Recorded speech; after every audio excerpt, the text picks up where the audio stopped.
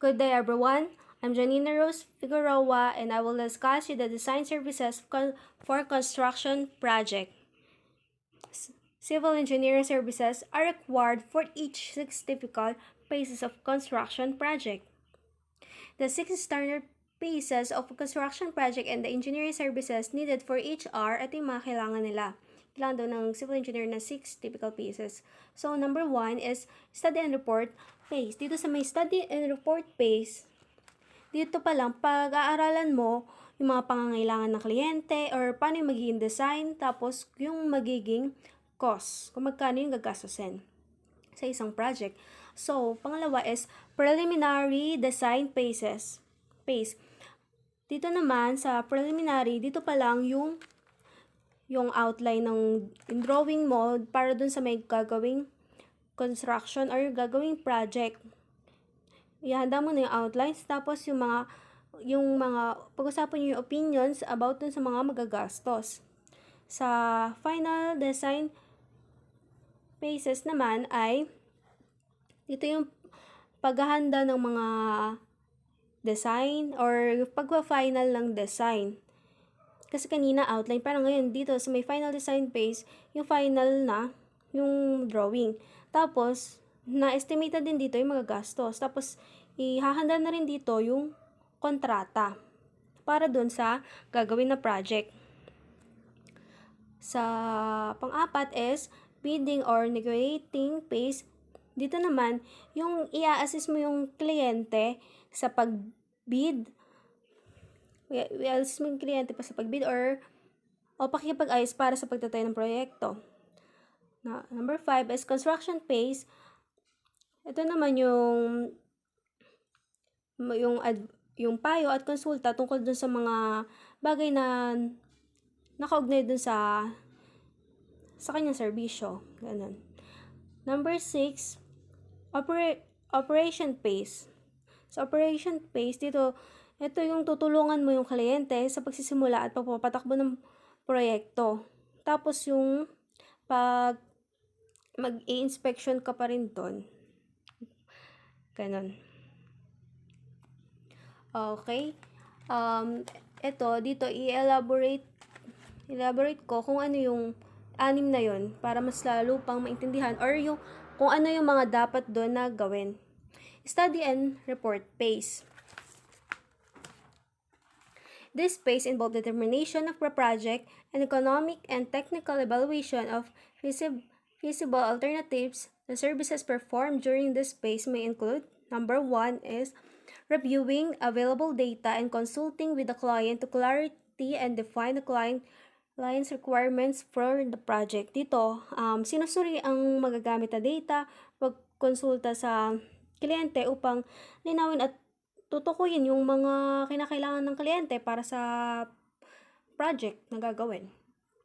Number 2, advising the client at the necessity of providing or obtaining from others additional data or services and assisting the client in obtaining such data services. Dito naman ay pinapayuhan ng kliyente tungkol sa mga pangailangan na pagbibigay o pagkuha mula sa mga karagdagan data or serbisyo at pagtulong sa kliyente sa pagkuha ng naturang mga data at mga serbisyo. Number 3, identifying and analyzing requirements of government authorities have jurisdiction to approve the design of project and participating in consultation with such authorities. Sabi dito sa number 3 ay yung mga dun sa may mga yung mga authorities, meron silang karapatan na kunwari ipapabago nila yung plano, ganito, ganyan. Kasi 'di ba, meron kasing mga example lang muna yung sa may kalsada. Yung kasi pag may mga apektuhan doon, kailangan mo na din kasing sa may government or sa mga authorities kung paano yung papakita mo na nila yung magiging plano. Para kung approve sa kanila or merong babaguhin doon, meron silang karapatan yung mga sa may government. Number 4, providing analysis of the client's need, planning surveys, comparative evaluation of prospective site and solution. ang pagbibigay ng mga pagsusuri ng mga pangailangan ng kliyente, pagpaplano ng mga survey, gagawing survey, pagko-compare ng pagsusuri ng mga perspective at site solution. Yun. Tapos, number 5, providing general economic analysis of clients requires applicable to various alternatives. Dito naman sabi, nagbibigay ng isang pangkalahatang pagsusuri ng ekonomiya ng makinakailangan ng kliyente na nalapas sa ibang pangkalili. Tapos, number 6 is preparing a report and presenting alternative solution available to the client with the civil engineer's finding and recommendation. Ito naman, yung paghanda ng report or paglalahad ng mga alternative solution na yung parang ganito example niya. Ang paghanda ng mga gamit ng kliyente. Dito sa number 6, di ba, i-prepare na, ihanda nila yung report. Tapos, yung mga nakuwang galing doon sa may survey, doon sa may, ihahanda nila yung mga galing sa surveys, yung findings, and the recommendation. Dito naman, pangalawa naman is, di ba, ang preliminary design phase. This phase involves the establishment of the general size and scope of the project and its location on the selected site. The preliminary design services may include consulting with the client, reviewing preliminary reports and clarifying defining the project requirements, reviewing available data, and discussing general scheduling. So, dito naman, ito yung pagkukonsulta ng kliyente sa pagsusuri ng mga ulat, paglilinaw at pagtutukoy ng mga kinakailangan ng proyekto, mga kailangan sa project, yung mga pagsusuri dun sa mga magagamit na data at pagtalakay sa pangkalahatang schedule. Number 2, advising the client as to whether additional data or services of the type described under the study and report phase above the required, assisting the client in obtaining such data and services. Dito naman ay yung pagpapayo sa kliyente ng karagdagang data or mga serbisyo na uri ng nilalarawan sa ilalim ng pag-aaral doon sa may katulad doon sa may, 'di ba, magkakaroon nga ng survey. Doon base doon sa isang survey, ito tutulungan mo yung kliyente sa mga pagkuha ng mga data para doon sa serbisyo. 3. Preparing preliminary design documents consisting of final design criteria, preliminary drawings, outline, specification, and written description of the project. Dito naman is yung mga outline ng mga outline ng drawing. Or hindi pa siya yung pinaka-final, yung outline lang ng drawing. Preparing revised estimates of probable total project cost. Dito naman sa number 4 ay yung estimate na magagastos doon sa project. Number 5, providing periodic status report. Dito naman yung pagbibigay ng mga reports or yung mga updates. Final design phases. These phases of project development is usually undertaken only after the client has approved. The preliminary design phase may include number 1, preparing construction drawing and specifications showing that character and extent of the project based on the accepted preliminary design and document. Dito naman, ihahanda na yung final na drawing. Number 2, preparing and furnishing to the client and revised estimate of probable total project cost based on the final drawings and specifications.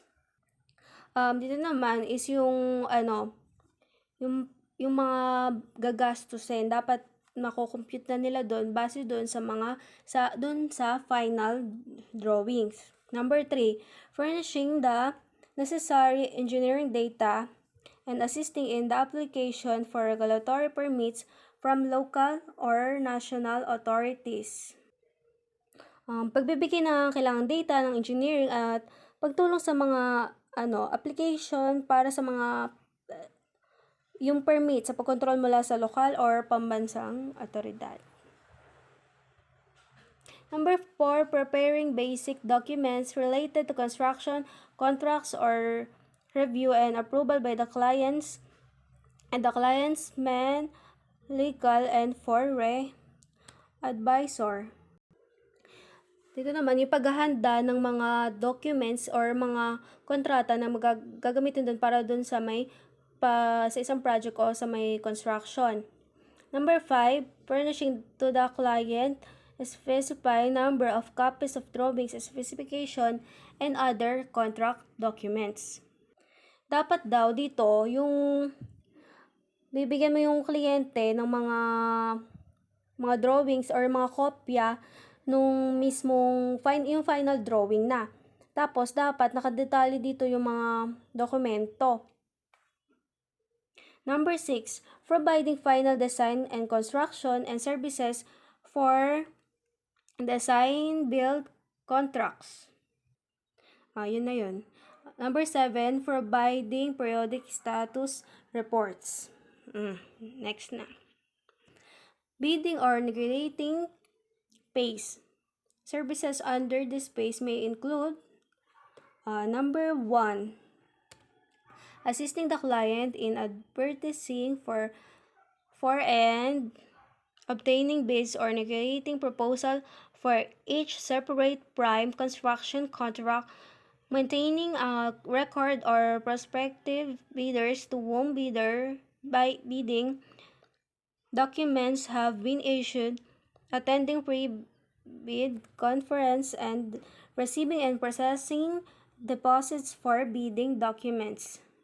Yun ang sabi ko kanina, tutulong mo yung kliyente para dun sa may pag-bid or tsaka dun sa may separate prime construction contract, dun sa may mga kontrata, tutulungan mo siya dun. Number 2, issuing addenda as appropriate to interpret, clarity, expand, or amend the bidding documents. Dito naman is nagbibigay ng addenda na naangkop upang bigyang kahulugan, linaw, or palawakin or baguhin pa yung mga dokumento sa may pagbid. So, sa number 3 naman is assisting the client, determining the qualifications and acceptability of prospective contracts, subcontractors, and materials suppliers. Dito naman, tutulungan mo kliyente sa mga pagtukoy ng mga qualification at kakayahan tanggapin umasang kontratista or subcontractors na tagapagtustos ng Dito, tutulungan mo yung kliyente kung ano yung mga dapat niyang maging para dun sa may contractors or sa subcontractors, ganon. Number 4, consulting with and advising the clients as the acceptability of alternative materials and equipment proposed by the prospective construction when substitution prior to the award of contracts is allowed by bidding documents. Dito naman sa number 4, sabi dito, kapag yung tutulungan mo or yung pagkonsulta mo doon at payo sa kliyente tungkol sa pagtanggap ng mga alternative materials and equipments na yung pinopropose nila.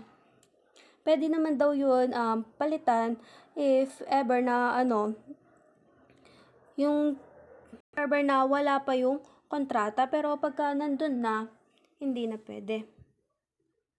Number 5, attending the bid opening, preparing bid tabulation sheet, and providing assistance to the client in evaluating bids or proposal and in assembling and awarding contracts for construction materials and equipment, and services.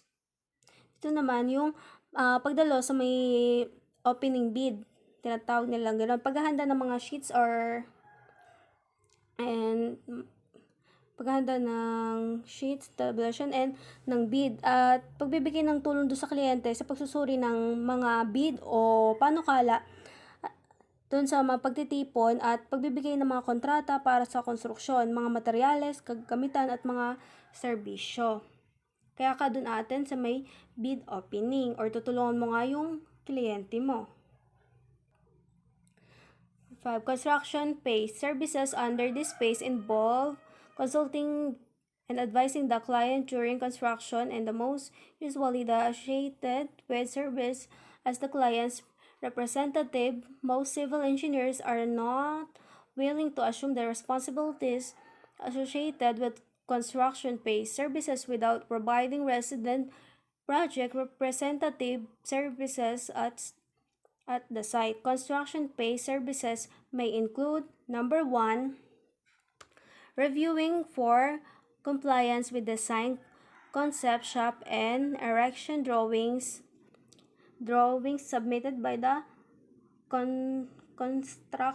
constructors. Dito sa number 1 is yung i-review mo siya or susuriin mo muna siya bago doon i-submit doon sa may yung bubuo talaga doon sa constructors. So, dapat yung mga design is maayos, yung maiintindihan, ganon. So, number 2, reviewing laboratory, shop, and mill test reports on materials and equipment. So, ayun na mismo yun. So, number 3 is visiting the project site at appropriate intervals as construction proceed to observe and report on the progress and the quality of the executed work. Dito naman yung bibisita ka dun sa site or dun sa may mga pinapagawa para yung mga maobserbahan mo kung ano yung mga ginagamit nilang mga gamit doon, kung tama ba yung ginagawa nila, ganun, para may ulat mo yung tapos kung ano na yung i-report mo din, kung ano yung natapos nila sa ganitong araw, ganito, para tsaka makikita mo kung ano yung improvement dun sa gawa nila. Number 4, providing services during construction by the full-time resident project representative and by supporting staff as required to enable construction to be accomplished in conformance to the construction drawings, specification, and other contract documents. So, dito, sa number 4, sinasabi niya, dapat daw meron dong full-time project representative or sa isang site, dapat meron siyang engineer doon para yung masusunod yung mismong plano. Kasi, minsan, kunwari walang engineer doon or paano nilang babasahin yung plano kasi hindi naman lahat marunong pumasa ng plano. Mamamali yung pagtatayo. Kunwari, ang tinatayo na is building. So, kung walang magmamando sa kanila doon or walang titingin sa kanila doon everyday or full-time na magbabantay sa kanila doon, maaari na sila. Pero dapat talaga sa isang project or sa isang site, merong nakabantay na engineer. So, number 5, issuing instructions from the client to the contractors, issuing necessary interpretation and clarification of contract documents, preparing change orders, requiring special inspection and testing of the work, and making recommendation as to acceptability of the work.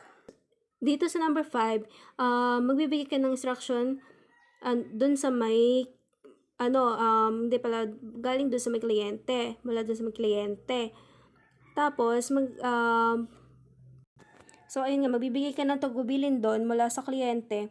Tapos, ayun, issuing necessary interpretation, clarification of contract documents, magandang. Tapos, preparing change orders, requiring special inspection and testing of the work, and making recommendation as acceptability of the work. So, ayun lang yun. So, number 6 is making recommendation to the client on corrective actions or contractual measures that may be exercised by the owner.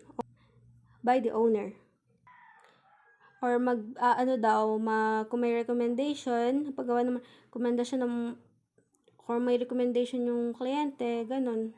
Tapos, number 7, preparing sketches required to resolve problem due to actual field conditions encountered. Tapos, pag ayun nga, pagka may nagkaroon ng problema, mag-prepare ko ulit ng sketch para ma-resolve yung problem, or kung may babaguhin ka doon sa may field condition na na-encounter nyo, yun lang. Mag-prepare ko lang ulit ng sketch. 8. Determining amounts of progress payments due based on degree of completion of the work and recommending issuance of such payments by the client. Sabi dito naman sa number 8, yung dito naman pagtutukoy ng mga halaga ng mga pagbabayad, kung magkano sila dapat bayaran, depende dun sa natapos nilang work or yung ginawa nila, depende doon yung pagbabayad sa kanila. Number 9, observing and assisting performance tests and initiating operation of the project. Sabi dito, pag yung mag-observe ka doon, tapos tutulungan mo sila kung meron silang, if ever na may ma-encounter sila na problema. Number 10, preparing records, drawings from information submitted by the contractor. So, yun na yun. Maghanda ka ng record drawing or information, isasubmit mo doon sa may contractor. Para kasi, di ba kasi, sa isang project, di ba may mga contractor doon. So, kunwari, ikaw gumawa ng mga drawings, so, doon mo naman siya isasubmit sa may mismong gagawa na, sa may contractor. Making a final inspection and reporting on completion of the project, including recommendations concerning final payments to contractors and release of retained percentage. So, ayun nga, magagawa ka na ng final inspection, tsaka report or pag-uulat tungkol dun sa mga pagkumpleto ng proyekto. Kasama na din rekomendasyon tungkol sa pangwakas na pagbabayad sa mga kontratista at pagpapalabas ng mga padaling kasi 'di ba sa isang project meron doon mga ayun yung tinatawag nilang contractors, tapos yung mga kailangan mong babayaran yun na. Tapos iba kasi binibigyan ng mga meron silang ang tawag doon, bonus ba tawag doon, ganon. Yung mga may percent sila doon sa ginawa na yon, na kailangan din nila makuha yon, yung payment na yon. Operation phase. At the completion of construction, the civil engineer may, as a basic service, assist in the start-up of the project operation. The civil engineer may be commissioned to prepare a manual for both operation and maintenance requirement, and may also provide assistance in adjusting and balancing equipment, identifying deficiency, and assisting in obtaining corrections, and performing inspection prior to the end of the project warranty period. Dito naman sa may operation phase, ito yung pagkompleto ng construction. Yung civil engineer ay pwede siyang bilang paunahing serbisyo niya na tumulong doon sa may pagsisimula ng, 'di ba, pagpapatakbo ng proyekto. Tapos yung civil engineer din ay maaari siyang maatasan para maghanda ng isang manual para dun sa may gagawing sa project. Paano nila papatakbuhin, kailangan pagpatakbo at mapanatili nila, at maaring magbigay ng mga tulong sa pagsaayos ng pagbalanse ng mga kagamitan, or dito naman pagkilala sa mga kakulangan ng pagtulong, tapos pagkuha ng mga pagwawasto at pagsasagawa ng inspection. Or dito, sabi dito kasi parang magsasite, di ba yung una, yung engineer nila, yung katulong nila doon para doon sa gagawin nilang project na yon. So, bago matapos yung project na yon, dapat bago tapusin nila yung project, meron doon nag-i-inspection, or yung engineer dapat doon nag-i-inspection siya. So, ayun lang.